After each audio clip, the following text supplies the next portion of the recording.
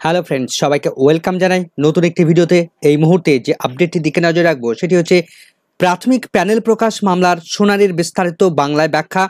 2017 সালের 42,949 প্যানেল প্রকাশ মামলার শুনানিতে কি আপডেট উঠে এলো।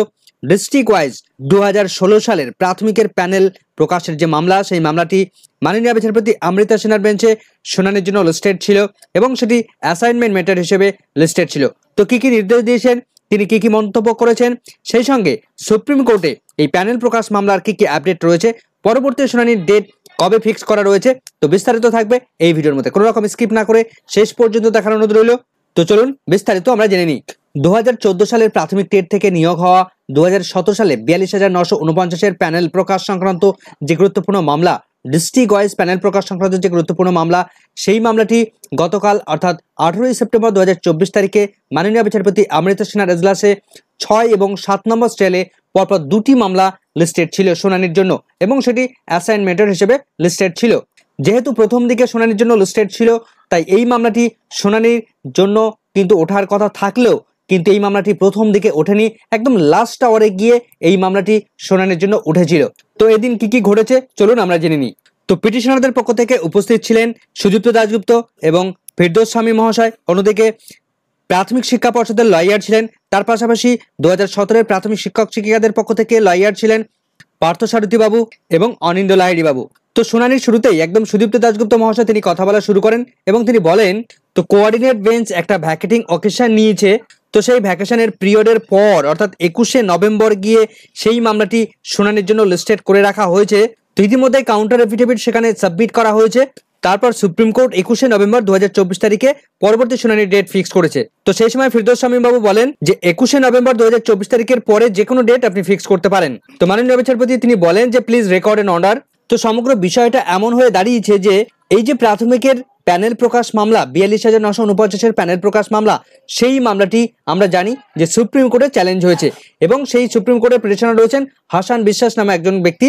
তো তিনি মামলাটিকে চ্যালেঞ্জ জানিয়েছেন, তার ফলে সুপ্রিম কোর্টে আপাততভাবে এই প্যানেল প্রকাশের উপর সম্পূর্ণভাবে স্থগিতাদেশ রয়েছে। অর্থাৎ সুপ্রিম কোর্ট এই কলকাতা হাইকোর্টের সিঙ্গেল বেঞ্চে যে নির্দেশ এসেছিল ইতিপূর্বে, যে প্যানেল প্রকাশ সংক্রান্ত যে নির্দেশ ছিল, সেই নির্দেশের উপর সম্পূর্ণভাবে স্থগিতাদেশ দিয়েছিলেন। তো সেই সুপ্রিম কোর্টের নির্দেশ পরবর্তীতে এই মামলার ফাইনাল আউটকাম না আসা পর্যন্ত কলকাতা হাইকোর্টে সিঙ্গেল বেঞ্চ তারা কিন্তু কোনো রকমভাবে শুনানি করাতে পারবেন না। তো সুপ্রিম কোর্টে এই মামলাটির পরবর্তী শুনানি অর্থাৎ এই প্যানেল প্রকাশের মামলাটির পরবর্তী শুনানির ডেট রয়েছে 21শে নভেম্বর 2024 তারিখ। তো মাননীয় বিচারপতি অমৃতা সিনহা তিনি বললেন যে তাহলে আমরা জানুয়ারির দিকে রাখি এই মামলাটিকে।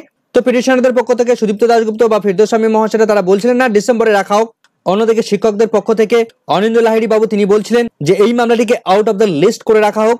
তার কারণ সুপ্রিম কোর্টে কখন কে শুনানি হবে তার কোনো নিশ্চয়তা নেই। তার কারণ সুপ্রিম কোর্ট যখনই এই মামলাটি শুনানি কমপ্লিট হয়ে যাবে, তারপর এই মামলাটিকে মেনশন করিয়ে পুনরায় লিস্টেড করে রাখা যাবে বা পুনরায় লিস্টেড করিয়ে এনে শুনানি করানো যেতে পারে।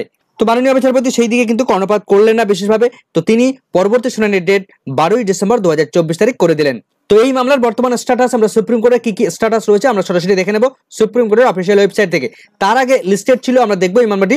তো গতকাল 18ই সেপ্টেম্বর 2024 তারিখে কোর্ট নাম্বার 14তে মাননীয় বিচারপতি অমৃতা সিনহার সিঙ্গেল বেঞ্চে এই মামলাটি শুনানির জন্য লিস্টেড ছিল।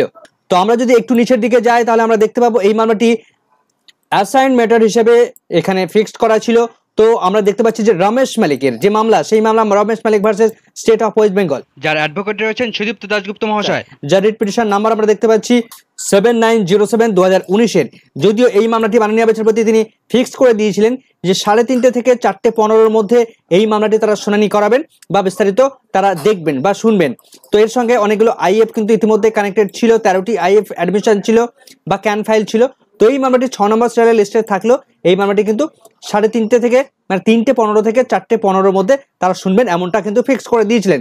তো এই মামলার সঙ্গে Soumen Nandi versus state of West বেঙ্গলের মামলাটিও কিন্তু কানেক্টেড ছিল, যার পিটিশনার গোপা বিশ্বাস অর্থাৎ ফিরদৌস শামীম মহাশয় তিনি ছিলেন। তো তার রিট পিটিশন নাম্বার 9979/2022-এর, যার রিট পিটিশন নাম্বার এখানে 7 নম্বর স্টেলে লিস্টেড ছিল। তো এখানে 8টি ক্যান একসঙ্গে কানেক্টেড রয়েছে। তো লাস্ট আওয়ারে গিয়ে একদম শেষে গিয়ে কিন্তু এই মামলাটি শুনানির জন্য উঠেছিল। তো চলুন সুপ্রিম কোর্ট থেকে জেনে নিই যে এই মামলা, এই রমেশ মালিকের মামলাটি সুপ্রিম কোর্ট থেকে কি কি আপডেট আছে, কবে শুনানি হচ্ছে, বিস্তারিতটা দেখে নেব। তো আমরা মামলাটি সুপ্রিম কোর্টে যে মামলা চ্যালেঞ্জ হয়েছে সেখানে আমরা ডায়েরি নাম্বার দেখতে পাচ্ছি 2716/2024 হাসান বিশ্বাস ভার্সেস রমেশ মালিক। এই হাসান বিশ্বাস তিনি চ্যালেঞ্জ জানিয়েছেন এই প্যানেল প্রকাশ মামলাটি সুপ্রিম কোর্টে। তার ডায়েরি নাম্বার এখানেও দেখতে পাচ্ছি। মামলাটি ফাইল হয়েছিল 17 জানুয়ারি 2024 তারিখে। মামলাটির কেস নাম্বার বা তার এসএলপি নাম্বার আমরা দেখতে পাচ্ছি 010262/2024 রেজিস্টার হয়েছে 5/9/2024 তারিখে এবং বিস্তারিত এখানে ডেটগুলো আমরা আরো দেখতে পাচ্ছি। আরও একটি এসএলপি নাম্বার কিন্তু এখানে রয়েছে।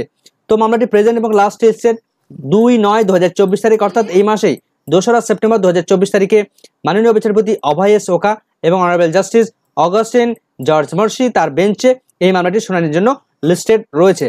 তো মামলাটির স্টেজ রয়েছে পেন্ডিং বা ফাইনাল হিয়ারিং এর পর্যায়ে রয়েছে।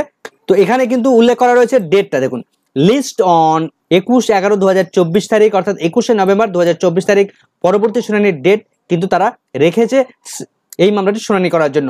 তো এই মামলাটি দেখুন এখানে উল্লেখ করা রয়েছে স্টে স্ট্যাটাস, এখানে 2/9/2024 তারিখে আপাততভাবে স্টে অর্ডারটাকে কন্টিনিউ রয়েছে এই মামলাটি। তো আমরা জানি প্যানেল প্রকাশের মামলাটি এর আগেই স্টে দিয়েছিলেন এই মাননীয় বিচারপতি অভয় এস ওকা এবং জর্জ মার্সি স্যারের বেঞ্চে। তো অ্যাডমিটেড হয়েছিল 2/9/2024 তারিখে এই মামলাটি কিন্তু শুনানি হয়েছিল। তো এখানে কারা কারা পিটিশনার রয়েছে নামগুলো আমরা দেখতে পাচ্ছি। তো এই প্যানেল প্রকাশ মামলা দীর্ঘ একটা টাইম কিন্তু সুপ্রিম কোর্ট দিয়ে দিয়েছে। তো 21শে নভেম্বর শুনানি হবে কিনা, এত অনেকটা টাইম পরে গিয়ে তো মামলাটি আরো পিছিয়ে যাওয়ার সম্ভাবনাও তৈরি হতে পারে। তো দেখা যাক পরবর্তী ধরনের কি কি আপডেট উঠে আসে, সেদিকে আমাদের নজর থাকবে। আপাতত এই ভিডিওটি এখানে শেষ করছি। পরবর্তী আপডেট পেলে অবশ্যই আপনাদের সঙ্গে সঙ্গে শেয়ার করব। আপাতত ভিডিওটি এখানেই শেষ করলাম। ভিডিওটি সম্পূর্ণ দেখার জন্য সকলকে ধন্যবাদ।